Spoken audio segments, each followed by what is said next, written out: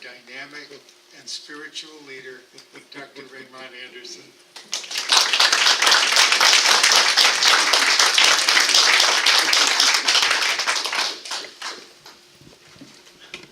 Bonjour. Ça va?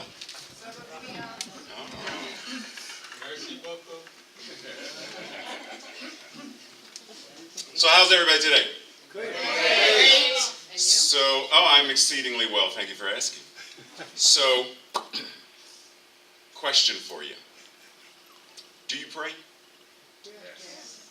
And I know some of you are on the spot and you're like, well, should I say yes? I mean, sometimes I do. So the question is, if you pray, why? Like, why do we pray? What is the entire purpose of prayer? Now, how many of us come from some former spiritual practice, some former path, whether it's Christianity or any of the world tradition, like anything, something before you came to Science of Mind? And this thing that you came from, did it have prayer? Yeah. This thing that you came from, did it have prayer where it was prayer of begging, beseeching, or bargaining with some deity to convince it that you would be good enough by giving up something, by changing your behavior, by doing something to make you worthy of receiving that which you prayed for? Oh, yeah. Now, if you are like me, you came to this tradition with some of those things left over, right? So even when we do an affirmative prayer, as Marianne mentioned, a mind treatment, sometimes that old stuff is still lingering in consciousness. Sometimes it's still there. So today what we're going to talk about is this idea of when you pray, first of all, what are you doing? Second of all, how are you feeling? Like when you pray, what do you feel? Like, what is the emotion? What is the energy? What is the fuel that is driving the thoughts, that is driving the words into creation? Because oftentimes, we let our minds just go, and we say the words by rote. But the feeling is something based on fear or lack, or we're hoping that the words we are speaking are going to be meaningful. That we're hoping that whatever God is will still hear our prayers and answer them. But I ask you this question, yes or no? God is all there is? Yes. I mean, the last time I was here, I think I quoted Ernest Holmes from his text, The Healing Anatomy of Prayer, when he said, God in me, as me, is me. Okay, just make sure some of y'all remember that. And I know some of y'all remember from Oneness last week. So, God is all there is. God in me, as me, is me. God is all there is. So then when I pray, who is praying? Ooh. When you pray, who is praying? Ooh. So when God prays, I got a good one. I think, therefore I pray. I think, therefore I pray. But if you are God, then who is praying but God?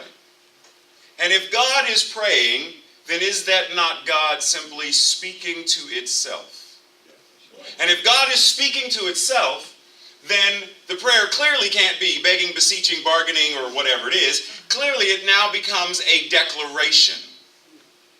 God is simply speaking the truth that God knows. Period. But, how many of you used to watch Looney Tunes with Bugs Bunny and Daffy Duck and whatnot? So you remember there were those times when there was a Bugs Bunny here with angel wings, and there was a Bugs Bunny here with a pitchfork and horns, and there's the battle.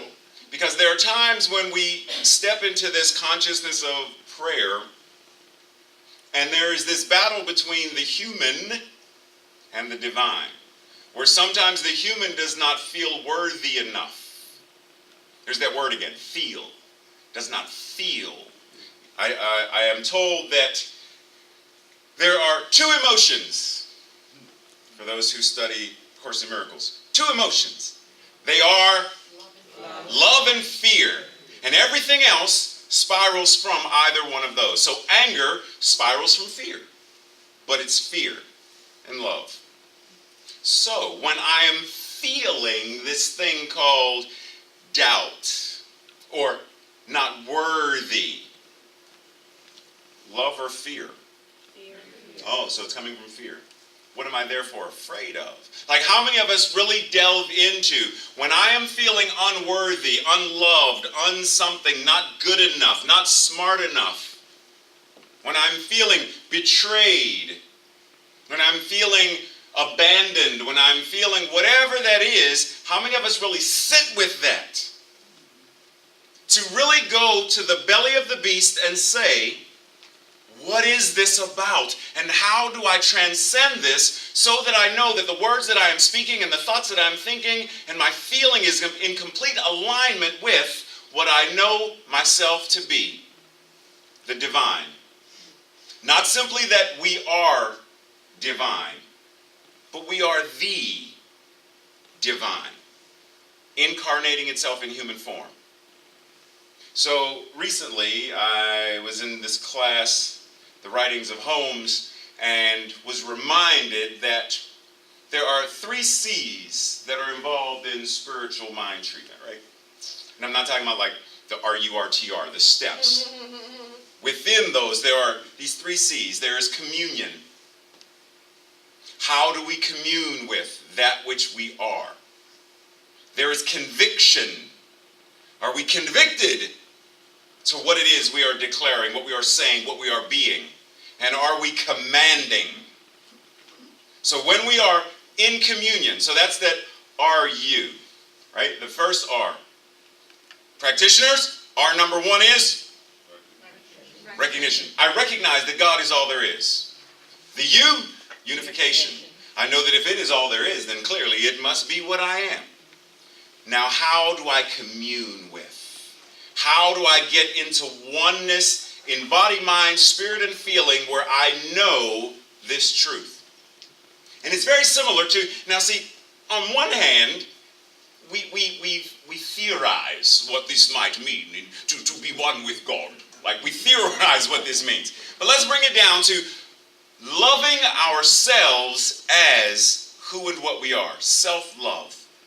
How do you commune with you? How do you sit down and be present with yourself as a person who is worthy, as a person who deserves? Just simply that communion. How do you connect with and commune with yourself? Because if you, like I at one time was someone who communion was this thing where you walk and you bump your knee and then you go through a variety of adjectives about how stupid you are and how clumsy you are and how you should know better. Is that the communion? Like, if that's the communion, then that's the equivalent of going to Catholic Mass, them taking the wafer, dropping it, stepping on it again, smushing like you're putting out a cigarette, picking it up and then saying, open wide. That's what we do to ourselves. So how are we now changing and transforming this idea of communing with ourselves? Because Emma Curtis Hopkins was quick to remind us that the only level of God you are ever going to understand is the level of God that you are understanding yourself to be. The more you love you, the more of God's love now flows. There is no separate deity, no separate thing. There is no other. There is only God right here, right now, showing up in, through, and as us.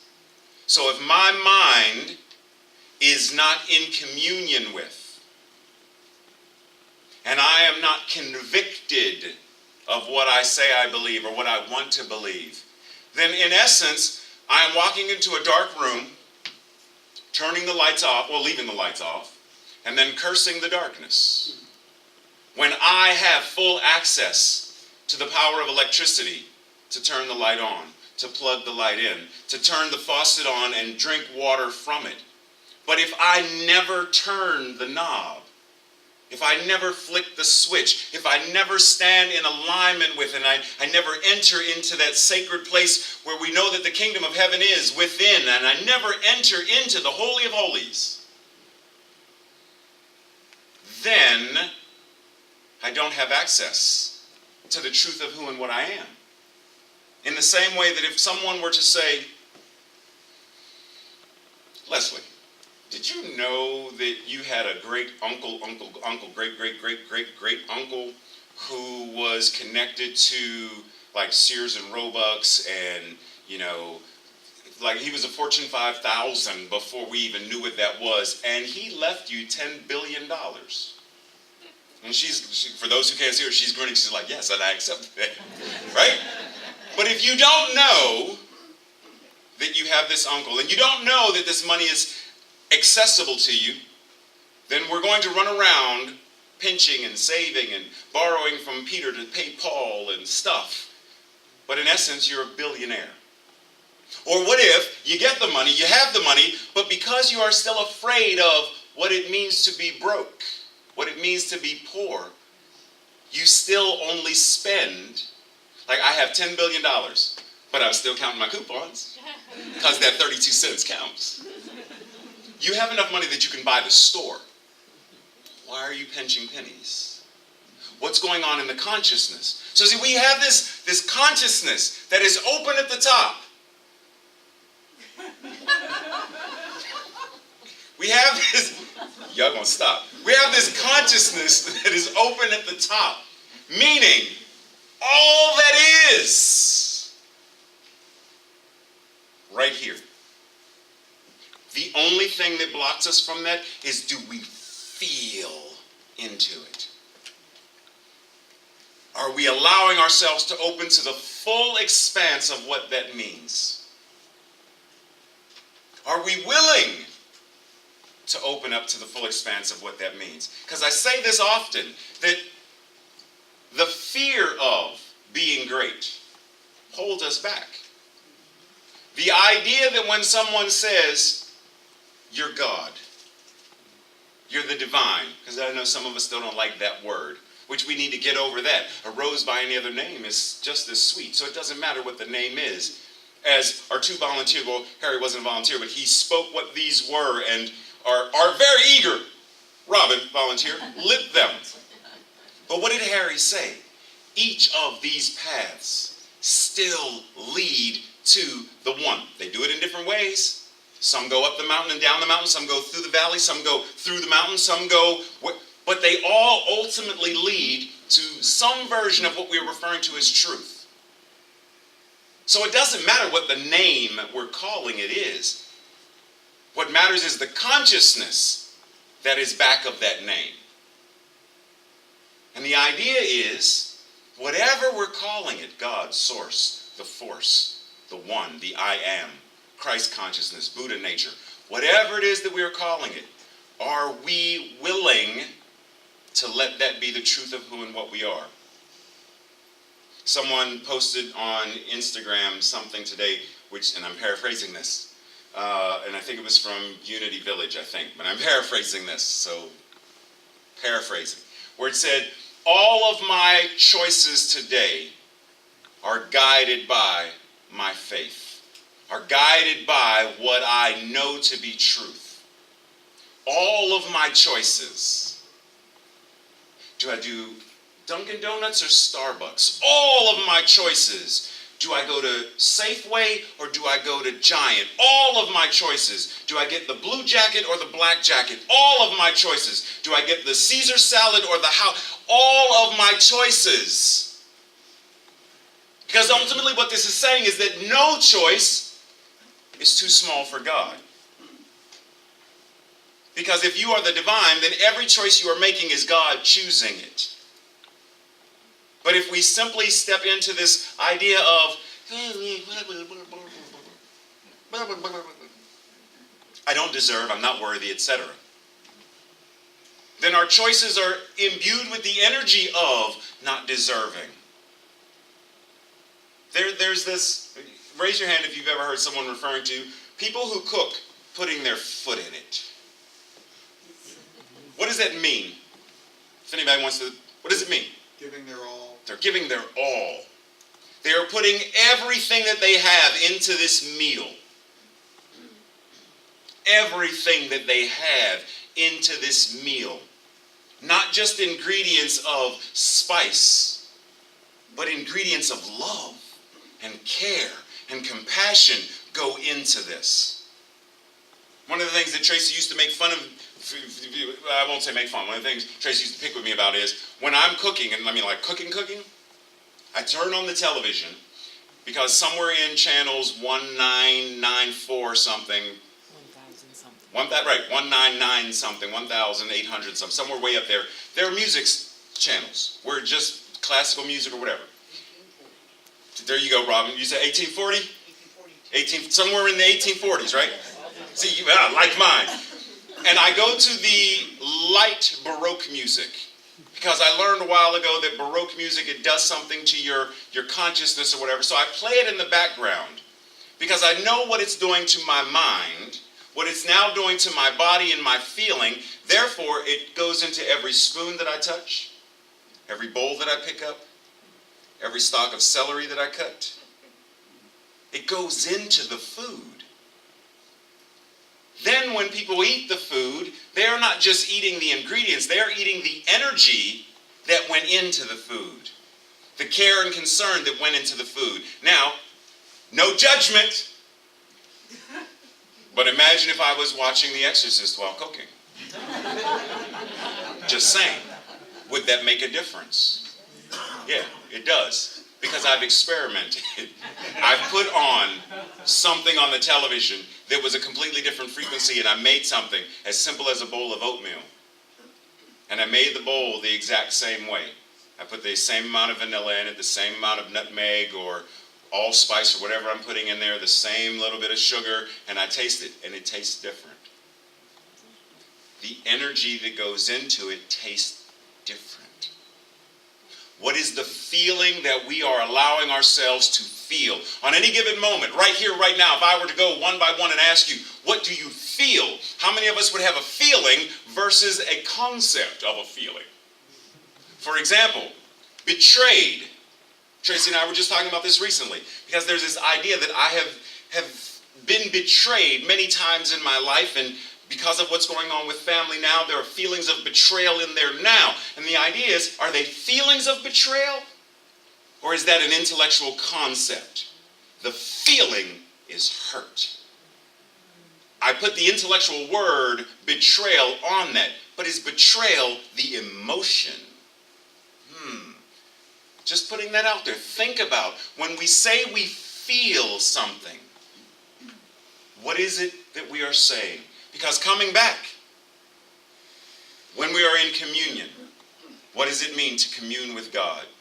To be in that place where you know that there is no separation, there is no lack, that there is only you, that God is right there in human form. And having communed, then you stand forward in a state of being convicted. Now, my father was convicted of a crime. Just using the same word. Convicted of a crime and spent 29 and a half, just shy of 30 years in prison, served a life sentence. Prior to re-meeting my mother and then having me. He was convicted. Did he have the freedom to come and go, to do what he wanted? No, he was convicted of a crime and had to stay in prison. Are we convicted to the truth in the same way? Where we know that the four walls that surround us are truth. In the same way that the four walls that surrounded him were prison. I know that that wall is love. That wall is truth. That wall is grace. Do I know that I am surrounded by? That the floor in this place where I am convicted, that I know that I know. And in this place of conviction, I have the freedom to then command. What am I commanding? Because it brings us back to that first thing. Why do we pray? Why do we treat? One of our We Believe says, we believe the ultimate goal of life to be a complete freedom from all discord of every nature. we believe the ultimate goal of life to be a complete freedom from all discord.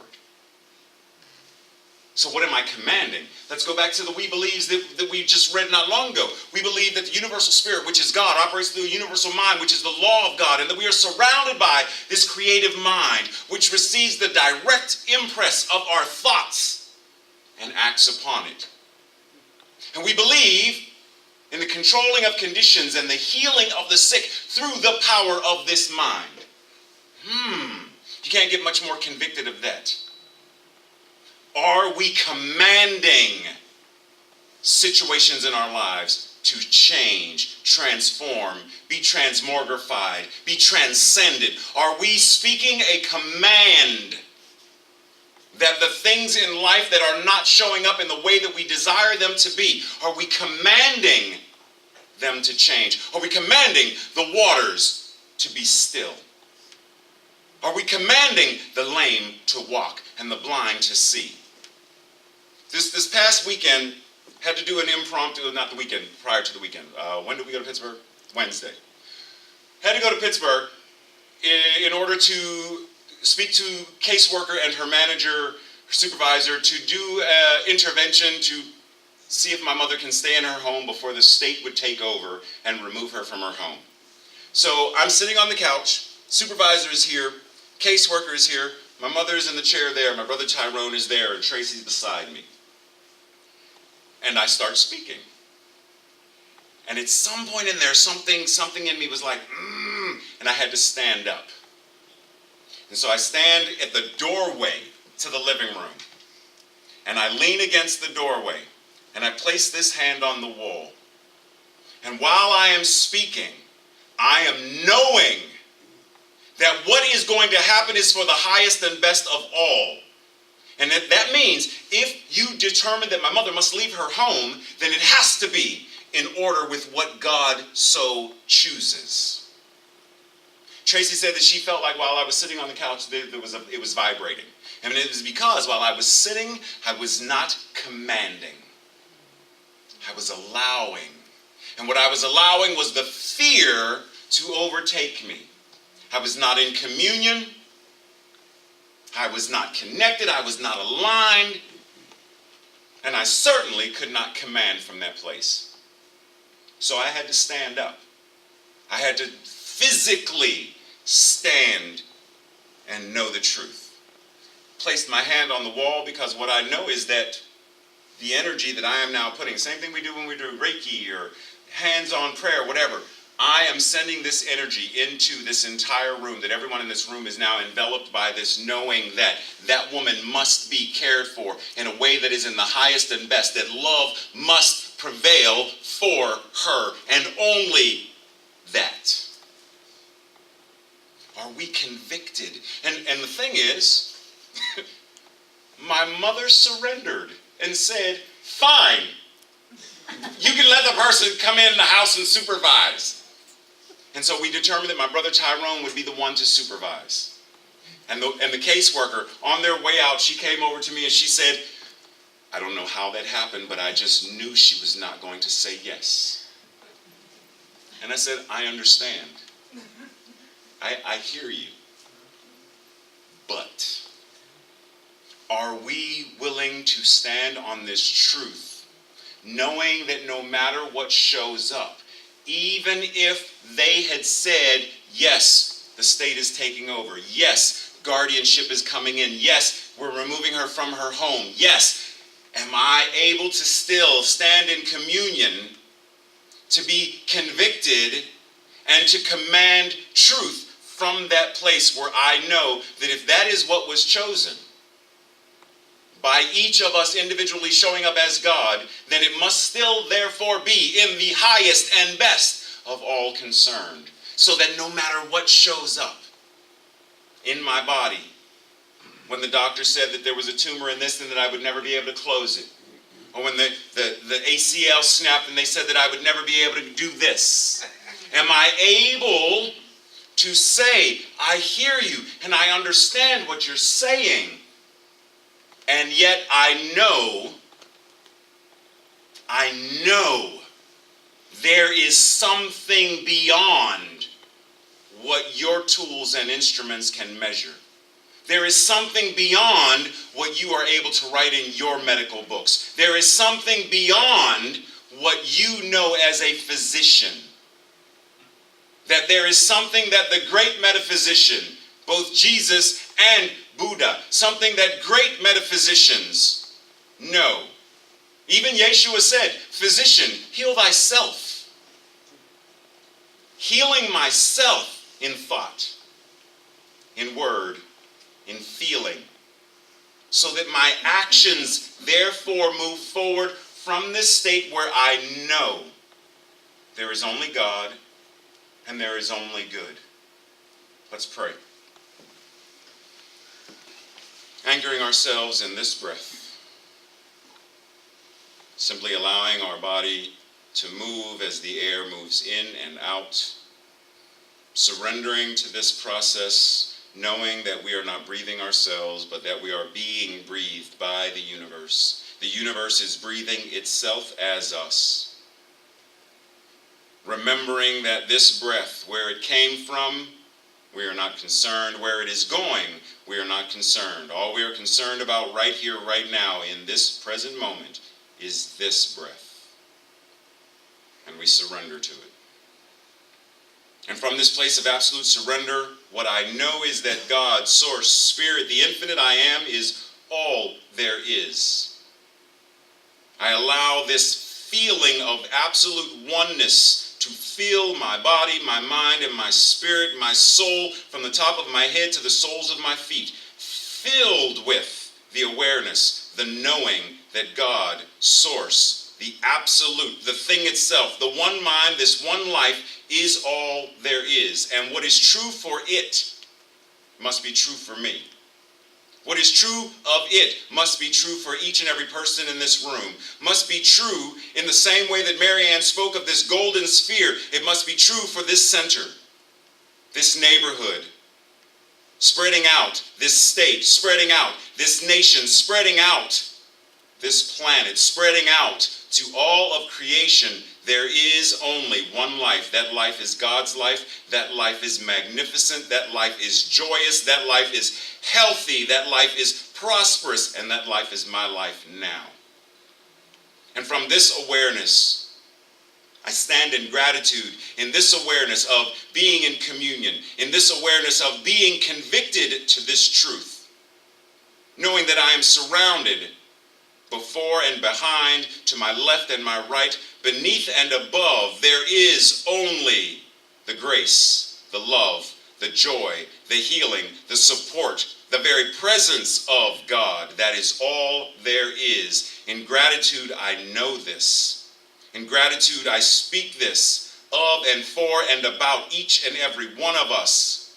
In gratitude, I place this word back into the law, because what I know is that these are not my words, but that these are the words of the I Am, speaking about itself, speaking through itself, and now placing these words back into the infinite law, which is of itself, a law that says yes, always yes, yes, you are whole, yes, you are complete, yes, you are perfect, yes, you are healthy, yes, you are divine, yes, you are all that I am, yes. I release it and allow this yes to be the truth. I release it knowing it to be true. And together we say this, accepting this truth, knowing this truth, by affirming, declaring, and commanding, by saying, and so it is.